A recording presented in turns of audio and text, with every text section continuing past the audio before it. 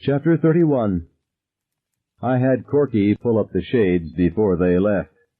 He did it with quick, jerky motions. There were now what seemed like hundreds of cruisers out there, thousands of people.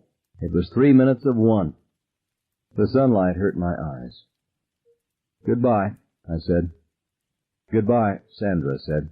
They all said goodbye, I think, before they went out. Their footfalls made a funny echoey noise going down the hall. I closed my eyes and imagined a giant centipede wearing Georgia giants on each of its 100 feet. When I opened them again, they were walking across the bright green of the lawn. I wished they had used the sidewalk. Even after all that had happened, it was still a hell of a lawn. The last thing I remember seeing of them was that their hands were streaked with black ink. People enveloped them. One of the reporters, throwing caution to the winds, eluded 3 policemen and raced down to where they were, pell-mell. The last one to be swallowed up was Carol Granger. I thought she looked back, but I couldn't tell for sure. Philbrick started to walk stolidly toward the school. Flashbulbs were popping all over the place. Time was short. I went over to where Ted was leaning against the green cinder block wall.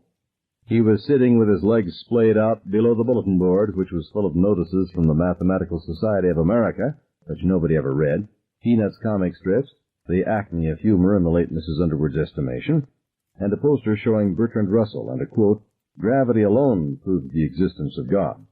But any undergraduate in creation could have told Bertrand that it has been conclusively proved that there is no gravity. The earth just sucks. I squatted beside Ted. I pulled the crumpled wad of math paper out of his mouth and laid it aside. Ted began to drool. "Ted." He looked past me over my shoulder. "Ted," I said, and patted his cheek gently. He shrank away. His eyes rolled wildly. "You're going to get better," I said. "You're going to forget this day ever happened." Ted made mewling sounds. "Or maybe you won't. Maybe you'll go on from here, Ted. Build from this." Is that such an impossible idea? It was for both of us. And being so close to Ted had begun to make me very nervous. The intercom chinked open. It was Philbrick. He was puffing and blowing again. "Decker." "Right here." "Come out with your hands up." I sighed. "You come down and get me, Philbrick, old sport. I'm pretty goddamn tired. This psycho business is a hell of a drain on the glands." "All right," he said, tough. "They'll be shooting in the gas canisters in just about 1 minute." "Better not," I said. I looked at Ted. Ted didn't look back. He just kept on looking into emptiness. Whatever he saw there must have been mighty tasty because he was still drooling down his chin. "You forgot to count noses. There's still one of them down here. He's hurt." That was something of an understatement. His voice was instantly wary. "Who?" "Ted Jones." "How is he hurt?" "Stubbed his toe." "He's not there. You're lying." "I wouldn't lie to you, Philbrick, and jeopardize our beautiful relationship." No answer. Puff, snort, blow. "Come on down," I invited. "The gun is unloaded. It's in a desk drawer. We can play a couple of cribbage hands, then you can take me out and tell all the papers how you did it single-handed. You might even make the cover of Time if we work it right." Chink. He was off the horn. I closed my eyes and put my face in my hands. All I saw was gray. Nothing but gray.